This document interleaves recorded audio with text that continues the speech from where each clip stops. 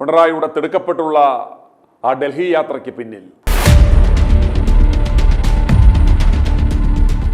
നിയമസഭാ സമ്മേളനത്തിന്റെ അവസാന ദിവസം സുപ്രധാനമായ 11 ബില്ലുകൾ പാസാക്കിയെടുക്കുവാനിരുന്ന ദിനം തന്നെ പിണറായി വിജയൻ ആ മുടിഞ്ഞ കേരള സ്നേഹം മൂത്ത് ഡൽഹിക്ക് വെച്ച് പിടിച്ചപ്പോൾ തന്നെ ഒരു സംശയം തോന്നിയതാണ്, എന്തോ ഒരു പന്തുകേടുണ്ടെന്ന്.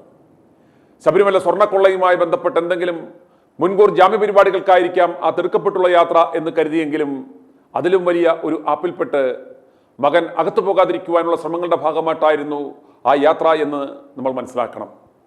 അങ്ങനെ ഇരിക്കുമ്പോഴാണ് ആ സത്യം മറന്നീക്കി പുറത്തു വരുന്നത്.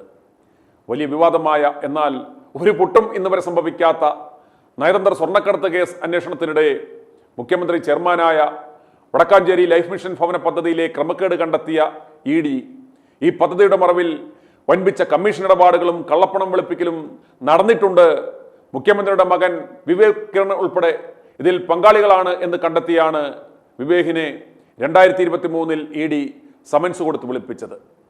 Vivek Kiran son of Pinarayi Vijayan cliff house എന്ന് രേഖപ്പെടുത്തിയാണ് 2023/769 നമ്പരായുള്ള ആ സമൻസ് വിവേകിന് ED അയച്ചത്.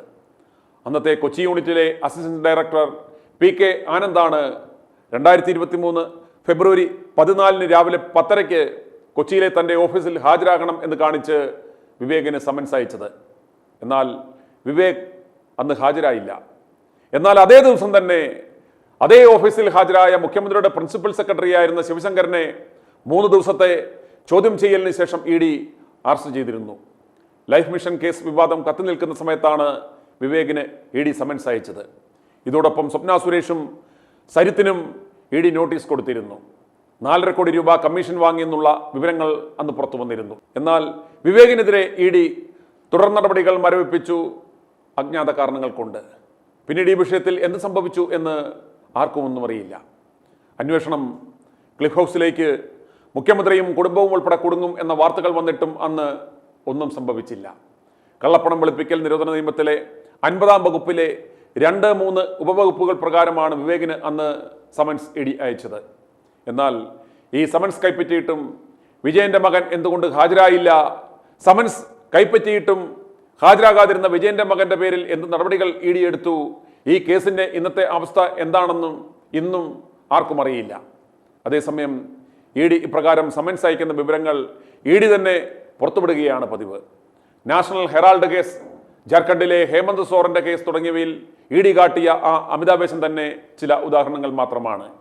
തൻ്റെ കൊള്ളമുതലിൻ്റെ നല്ലൊരു പങ്കും നൽകാമെന്നും തുടർന്നുള്ള കാലത്ത് BJPയുടെ മുഖ്യമന്ത്രിയായി കേരളത്തിൽ പ്രവർത്തിച്ചു കൊള്ളാമെന്നും 2026 നിയമസഭാ തെരഞ്ഞെടുപ്പിൽ കുറഞ്ഞത് 10 സീറ്റുകളെങ്കിലും BJPക്ക് വിജയിപ്പിച്ചു നൽകാമെന്നും കോൺഗ്രസ് മുക്ത ഭാരതം എന്ന ആശയം കേരളത്തിൽ താൻ സാധ്യമാക്കി കൊടുക്കാമെന്നും വരുന്ന തവണയും അങ്ങനെ കോൺഗ്രസിനെ കരക്കിരുത്താം എന്ന ഉറപ്പിന്മേലാണ് പിണറായിയെ BJP കേന്ദ്ര നേതൃത്വം വളർത്താൻ വിട്ടിരിക്കുന്നത് എന്ന ആരോപണം ശരിവെക്കുന്നതാണ് തുടർന്നുള്ള നാളുകളിൽ നാം കണ്ടത്. അതിനുള്ള ഏറ്റവും നല്ല ഉദാഹരണമാണ് നമ്മൾ കഴിഞ്ഞ ദിവസം കണ്ടത്. സകല പ്രോട്ടോക്കോളും ലംഘിച്ചുകൊണ്ട് മുഖ്യമന്ത്രിയും കേന്ദ്രമന്ത്രിമാരും തമ്മിൽ കേരള ഹൗസിലെ പ്രഭാത ഭക്ഷണവും ഉദ്യോഗസ്ഥരില്ലാതെയുള്ള ആ സന്ദർശനവും എല്ലാം നടന്നത് ഇതിൻ്റെ എല്ലാം തുടർച്ചയാണെന്ന് നാം മനസ്സിലാക്കണം. ഒറ്റ ദിവസത്തിൽ 4 കേന്ദ്രമന്ത്രിമാരുമായാണ് പിണറായി വിജയൻ കൂടിക്കാഴ്ച നടത്തിയത്. മരുമകനെ കൂടി യാത്രയിൽ ഉൾപ്പെടുത്തിയിരുന്നു എങ്കിലും അത് വിവാദമാകാതിരിക്കുവാനാവണം ഗുണവും മണവുമില്ലാത്ത ബാലഗോപാലിനെ കൂടി കൂട്ടത്തിൽ കൂട്ടിയത്. അമിത്ഷാ സാധാരണ ഇപ്രകാരമുള്ള കൂടിക്കാഴ്ചകൾ നടത്തുന്നത് ആഭ്യന്തര മന്ത്രാലയത്തിലാണ്. എന്നാൽ പിണറായിയുമായുള്ള ആ കൂടിക്കാഴ്ചകൾ നടത്തിയത് കൃഷ്ണമേനോൻ ബാഗിലെ തൻ്റെ വസതിയിലായിരുന്നു. പിണറായി തുടർന്ന് പ്രധാനമന്ത്രിയെ കാണുക മാത്രമല്ല ഭൈരവൻ തെയ്യത്തിൻ്റെ ശില്പവും സമ്മാനിച്ചു. വളരെ ഊഷ്മളമായ ഒരു സന്ദർശനമാണ് നടന്നത് എന്ന് ചുരുക്കം.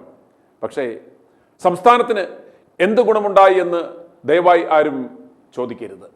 പ്രധാനമായും 4 വിഷയങ്ങൾ പ്രധാനമന്ത്രിയുടെ ശ്രദ്ധയിൽപ്പെടുത്തുവാനാണ് പോയതെന്നാണ് പിണറായി വിജയന്റെ അവകാശവാദം. മുണ്ടക്കൈ ചൂരൽമല ദുരന്തബാധിതരുടെ പുനരധിവാസത്തിന് ദേശീയ ദുരന്ത പ്രതികരണ നിധിയിൽ നിന്ന് 2221 കോടി രൂപ അനുവദിക്കണമെന്ന ആവശ്യമായിരുന്നു ആദ്യത്തേത് എന്നാണ് പറയുന്നത്. 2, സംസ്ഥാനം നേരിടുന്ന സാമ്പത്തിക പ്രതിസന്ധികൾ പ്രധാനമന്ത്രിയെ ബോധ്യപ്പെടുത്തുക, കേരളത്തിന്റെ കടമെടുപ്പ് പരിധിയിൽ വരുത്തിയ നിയന്ത്രണങ്ങൾ ലഘൂകരിക്കണമെന്നും സാമ്പത്തിക പരിധിയിൽ വരുത്തിയ വെട്ടിക്കുറവ് ഇല്ലാതാക്കുന്നതിന് പ്രധാനമന്ത്രിയുടെ പിന്തുണ വേണമെന്നും ആവശ്യപ്പെടുക.